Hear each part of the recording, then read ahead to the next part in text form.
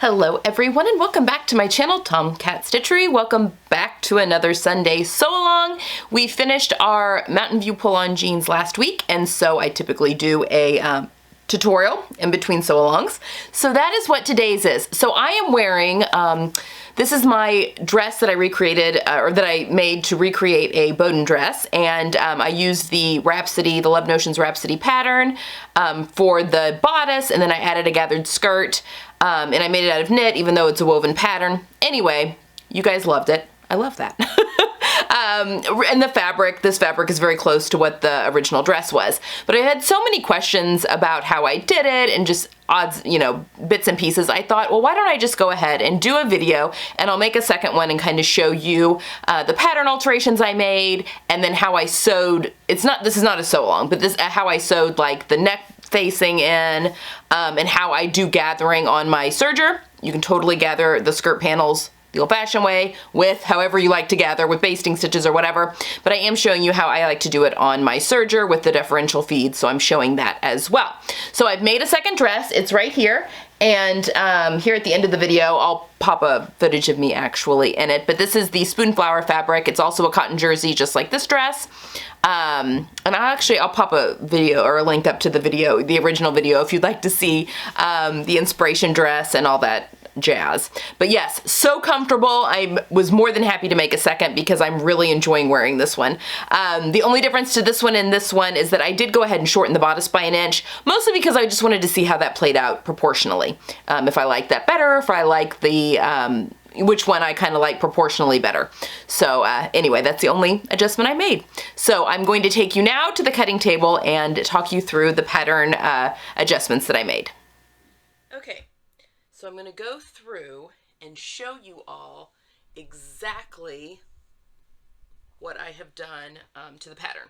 So this is the Rhapsody, and I have printed out just the regular bishop sleeve here, which is the long sleeve one. So it gets gathered into, I'm actually wearing the dress right now. It gets gathered into elastic at the wrist. So I did the full length one, not the 3/4 length one. So I've printed off that. Then obviously I've printed off the front, and there is a line here to cut for the dress length, and this is for the Rhapsody dress. And that's where I cut on my blue and green version. Now I think I just want to try it. I think I am going to go and take it up, just cut an inch up higher for this next version, just because I'm curious. And then going forward, I can make a decision on which length I prefer. You're also going to notice that, hopefully, that here I have drawn in a facing. So I have just gone 1 3/8 inches from the cut edge, and I've just followed this neckline edge around, all the way around, and then curved it at the bottom, and then traced off a piece, which looks like this, so it fits in perfectly.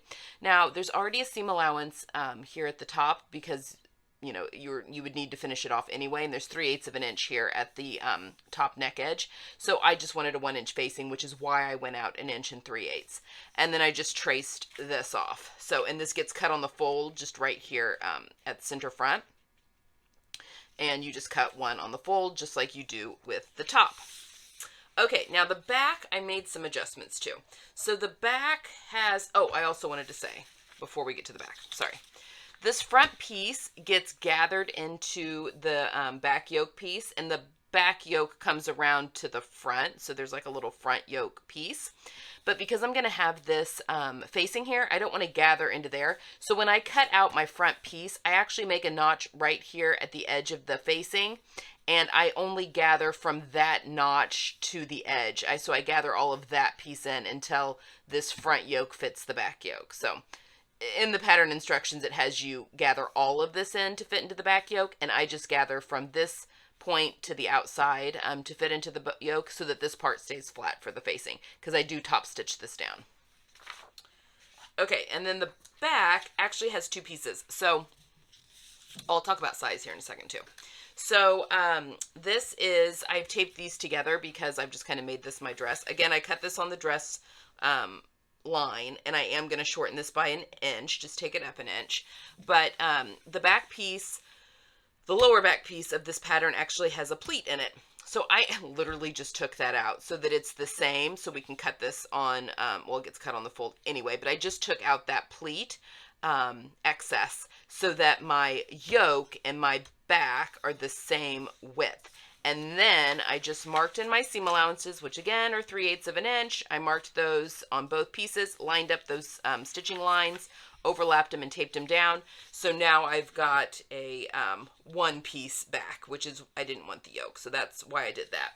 And then again, I've drafted in a 1 3/8 inch facing, and then cut that out, and that gets cut on the fold here.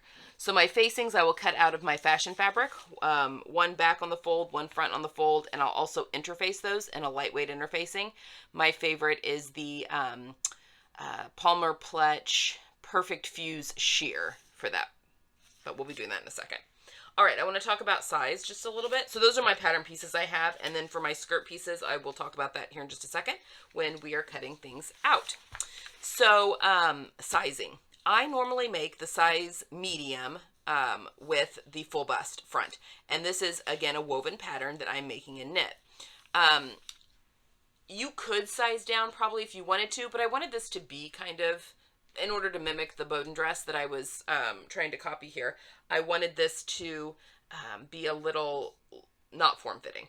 So I did not size down. But instead of doing the full bust front, I actually just chose the standard bust front. So because I knew I didn't need that extra, it gives you an extra 2 inches in the bust if you do the full bust front.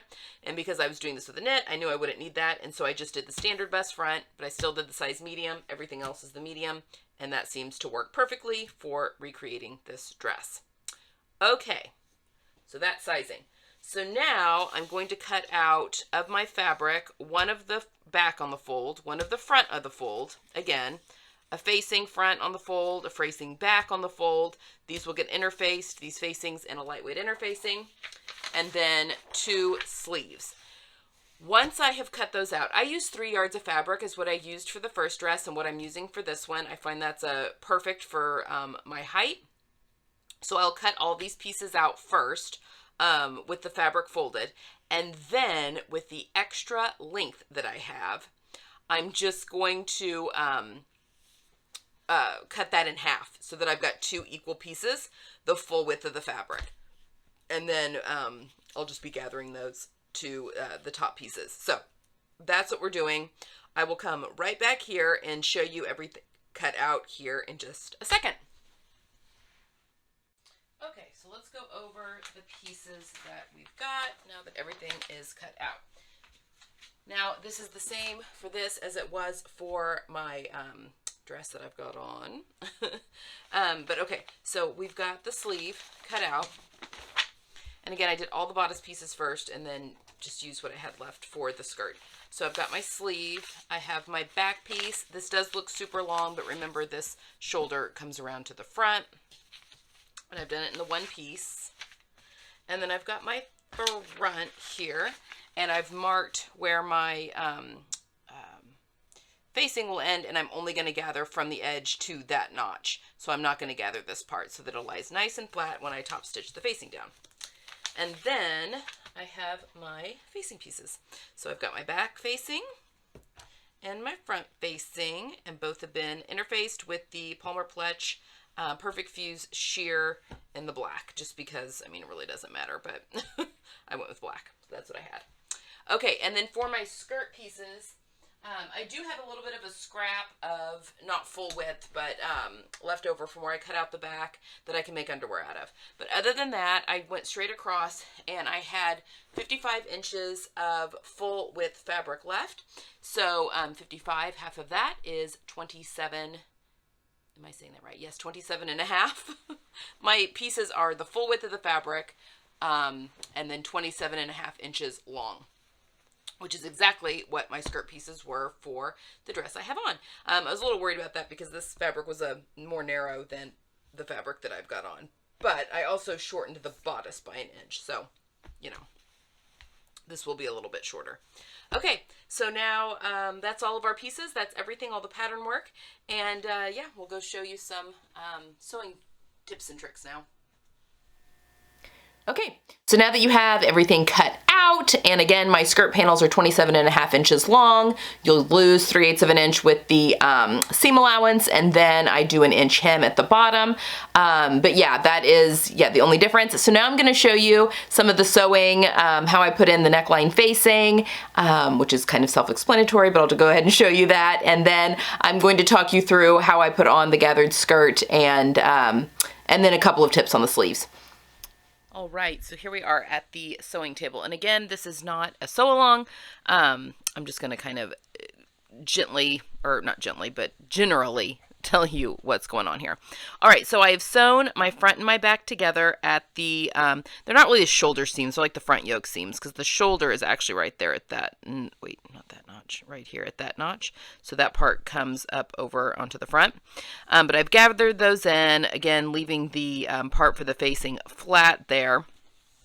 So those have been attached at the front to back seams, yoke seams, I guess, pressed backwards. And then I have sewn my, and I've done this with the serger, 4-thread serger. And then with my facing, I have sewn those 3/8 of an inch there at that same seam, pressed them open, and I've just done a straight stitch on this. Because this is meant for a woven pattern and you don't need any of that to stretch in order for it to go over your head, you can use a straight stitch. There's no problem in that at all, even if it's a knit. Now, in my sewing machine, I do have a ballpoint needle, which really helps sew knit. You get much prettier stitches. And for my regular seams, I'm sewing at a 2.5 millimeter stitch length, but when I do my top stitching, I go up to like a 3.5 stitch length. So just to keep that. Okay, so I'm just going to sew, because this is different than the pattern instructions. We're just going to sew the facing to the neckline. So it's a lot of sews. So right sides together here. And I'm just going to pin in a few general places here. You know, and doing this facing treatment, if you wanted to, on the woven version of the Rhapsody, you definitely could do it. I hate facings unless they are top stitched down. If they are top stitched down along their like perimeter, I think that they can look nice. If that, you know, if that works for the garment that I'm doing. So I think that could definitely work on the Rhapsody depending on kind of the look you're going for. I think top stitching a lot of times makes things just a little bit more casual. So, you know, just whatever you're feeling. But yeah, you could definitely do this on a woven version as well. I would just recommend top stitching your facing down all the way around on the outside, and maybe even just gathering it just like I did up to the facing point. Oh, you know what I forgot to do? Glad I caught this. Okay, before I sew my facing to my shirt, I am going to go around and finish off the edge of the outside. I'm not cutting anything off. There's no seam allowance. I didn't put any seam allowance onto that, but I am just going to go around with my serger. You could do a faux overlock, you could do a zigzag, whatever, or just leave it. I mean, it's knit. It will not fray. But I am going to go finish that real quick. Okay, so I have finished off the edge of the facing, and I pinned it to the neckline of the shirt. So I'm just going to sew all the way around the neckline, and I'm going to sew, I'll open this out flat a little. I'm going to sew this at a 3/8 of an inch seam allowance, because that is the seam allowance that is on the pattern. Let's start here in the back. And I'm sewing with the bodice side down because it has not been interfaced. And it helps if you turn. Okay, so I'm at a 2.5 millimeter stitch length with a ballpoint needle in my machine. And I do use pins a lot of times when I'm doing facings around necklines, only because the facing pieces can be so fiddly because they're skinny and they just get unwieldy and they like to flop around.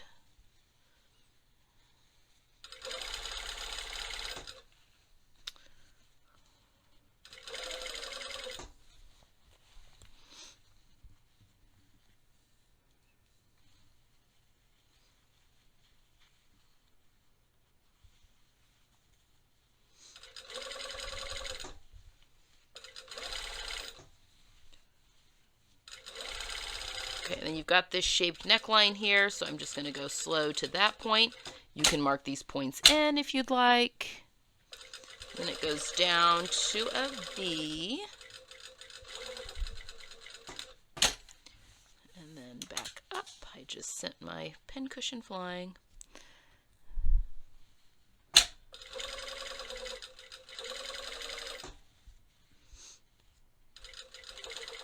So up.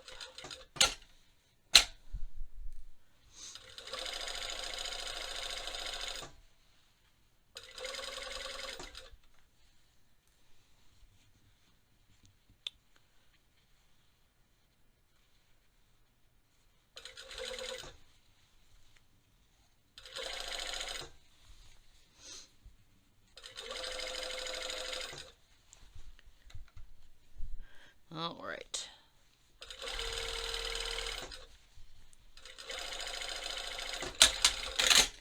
Okay, so now we have this all sewn all the way around in the round. So what I'm going to do now is I'm going to clip right to the point of this V, right to but not through that point. I'm going to trim off my corners here just to reduce bulk there. And there. And then we don't have any like real sharp curves, and we are using knit. It's a little bit more forgiving than a woven, but I am going to go ahead and just clip in every now and again to part of this back curve, clipping to but not through that stitching line, just to help that neckline nice and flat.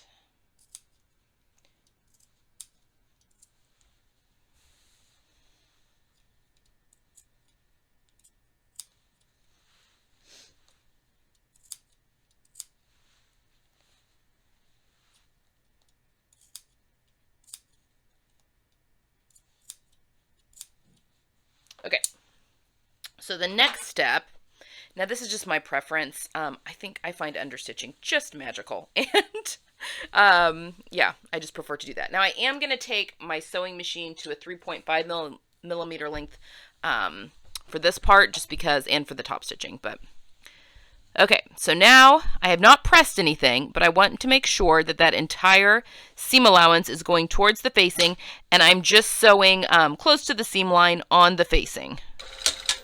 This is just your standard understitching situation here. I just want to make sure all of my seam allowance pieces, nothing's getting folded weird.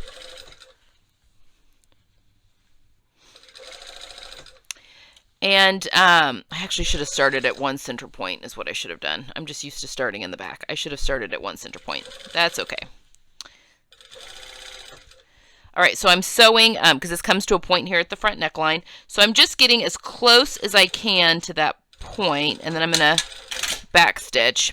And then I'm going to pick up, this is the straight part that goes into the V. You just can't get into those corners and crevices well. So sew down there close to the center V, but not into it.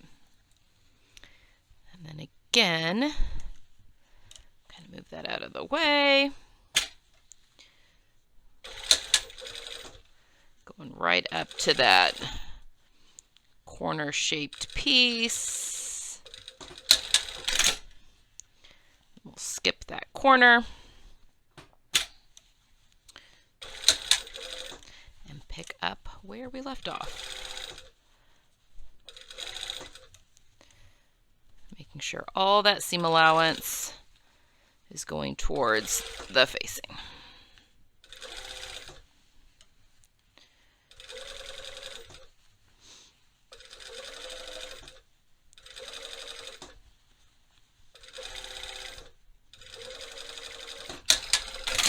Okay, so now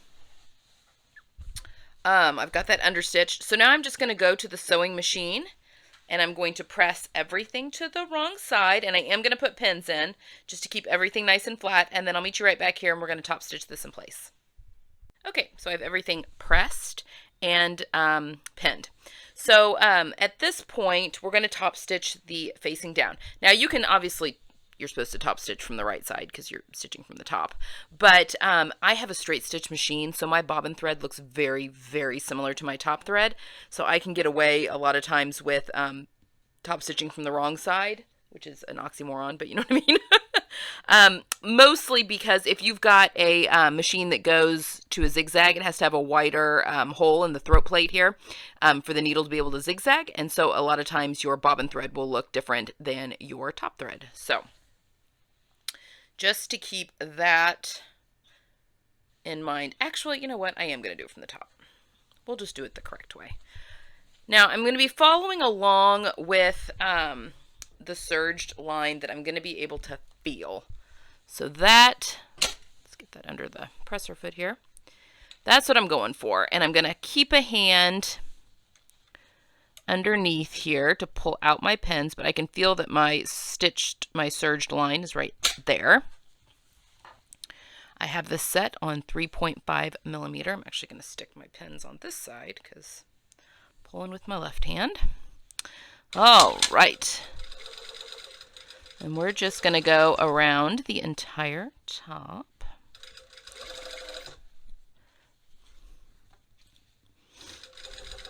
And the reason that facings don't bother me when I can do this treatment is that you're completely sewing that facing down. So you don't have, nothing's flopping around or, poking up out the top or any of that. It kind of becomes one with the front of the neckline itself.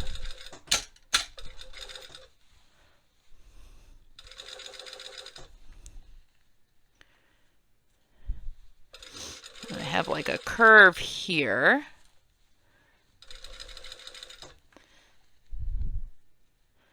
So I don't go, my facing does not go to a point here. And then it curves around this bottom point.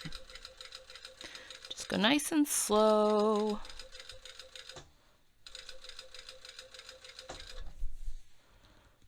Especially around curves.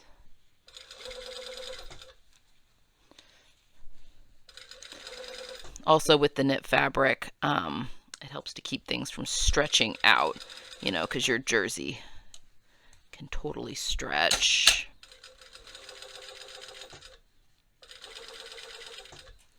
And that's why we left this area ungathered, so that we could easily top stitch that without it looking funky.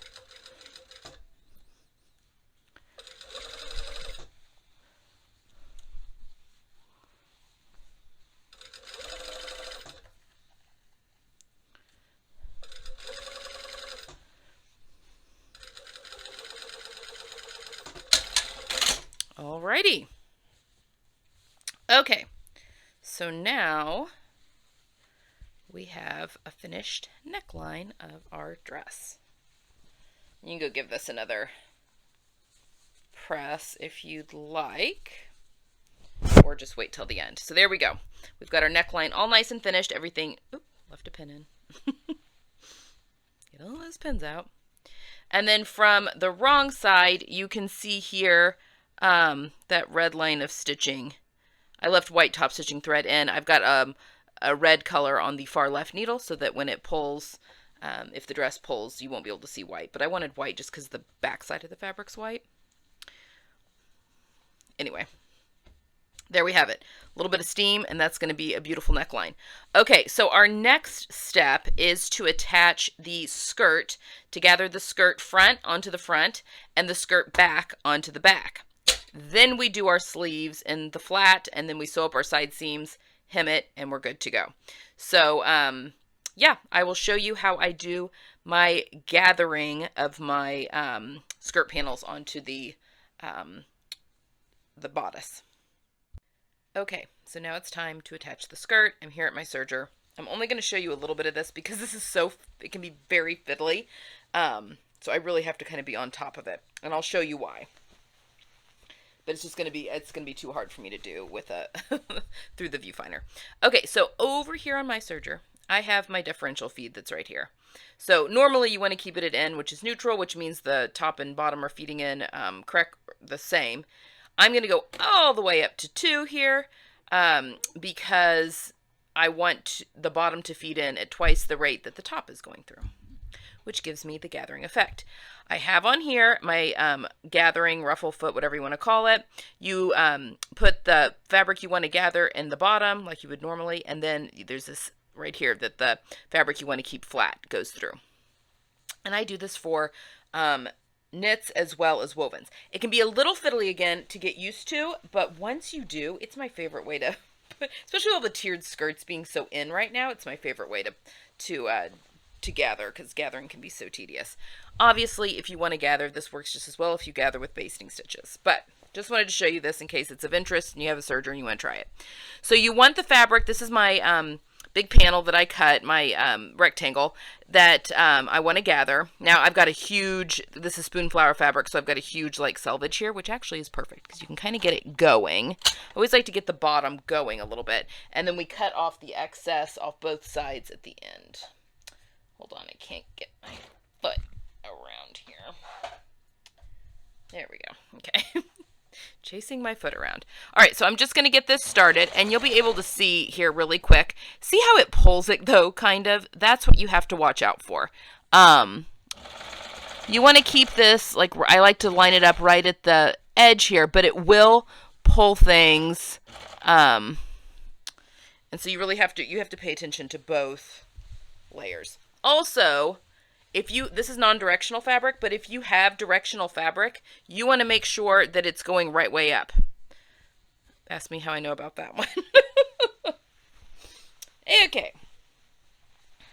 So now, this is the back. I've already done the front, and I am now going to slip it into this little ridge right here.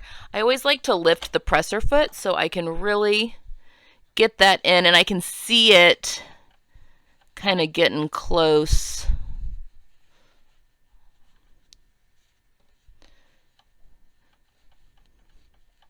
Come on.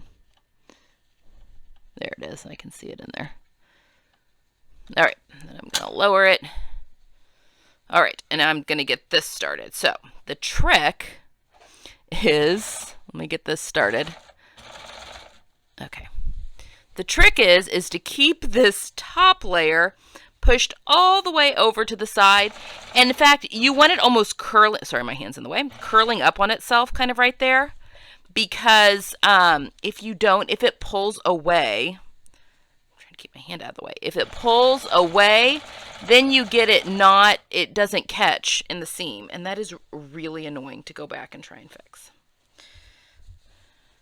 So yeah, so the name of the game is to keep this bottom layer not folding over on itself. So you've got to make sure that this bottom layer isn't like, I mean, it's gathering and that's what you want it to do, but you want to make sure it's not folding over on itself so that you're getting like a piece up here stuck up under the thread and then under the needles and then getting it sewn into a spot you don't want it to get sewn. So it's a little like patting your head and rubbing your stomach a little bit. You're keeping kind of everything. But if you practice this, I did some production sewing for a while. This is actually working much better than the front worked for me. It's not folding over on itself. I did a whole bunch of production work there for a while, and it included kids' clothes, and it was one of the items was a dress that had a gathered skirt, and so I got really good at doing this. Just because I did it so many times. I am going to be able to do all this with you. All right, and then we get here to the end. Just want to kind of serge off. Sorry, just cutting my threads there. All right, and then you will have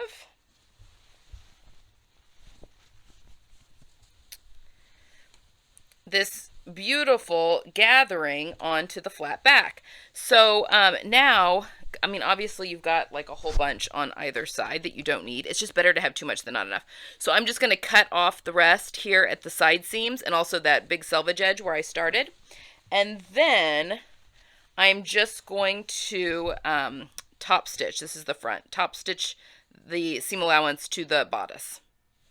Okay, and then from that point on, I put my sleeves in flat, sew up my side seams and my underarm seam in one fell swoop, hem my skirt, put in the elastic into the sleeves. Oh, let's talk sleeves just really quickly. Here, I'm going to take you back to my sewing machine table. Okay, I just want to talk sleeves really quickly. So, just some tips. So what I do, and I will serge the hem of the dress and then just sew it with my regular needle on my regular sewing machine.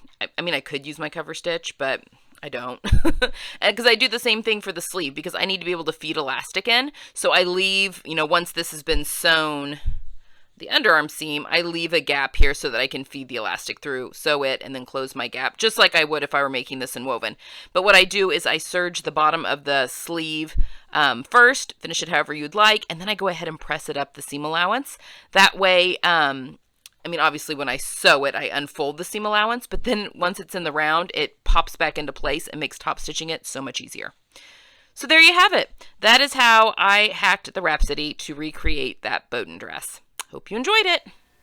Okay, so there you have it. That is how I recreated the Inspiration Boden dress for this dress and then made myself an extra comfy one as well. This is perfect for any family holiday gatherings you have coming up. It doesn't have a fitted waist, so it's great for large meals, any kind of grazing you might be doing throughout the holiday season. I will be wearing both of mine for those purposes, definitely. All right, guys, as always, if you have any questions, leave them down below. I'll answer those as soon as I can. And as a reminder, I do have a Ko-fi account, which is like a virtual tip jar. If you like these type of videos, that money really goes back into the channel. It helps with supplies, equipment, all that kind of stuff, mostly for the sew-alongs and tutorials is really the videos that benefit from a lot of that. So I have that link down below if you'd like to help support the channel in that way. Okay, guys, that's all I have for now. I'm not sure what our next sew-along is going to be. I'm filming this a little ahead of time because we're having the Thanksgiving in the U.S. Actually, if you are in the U.S., you will have just celebrated Thanksgiving. I hope you had a wonderful holiday and ate lots of good food and got to see friends and family and yeah, all that fun stuff. So I'm not sure what next week's gonna bring, but stay tuned. I will definitely pop on and we'll be doing something fun here soon. Okay, that's all I have for today. I will see you guys on Tuesday. Have a good one. Bye-bye.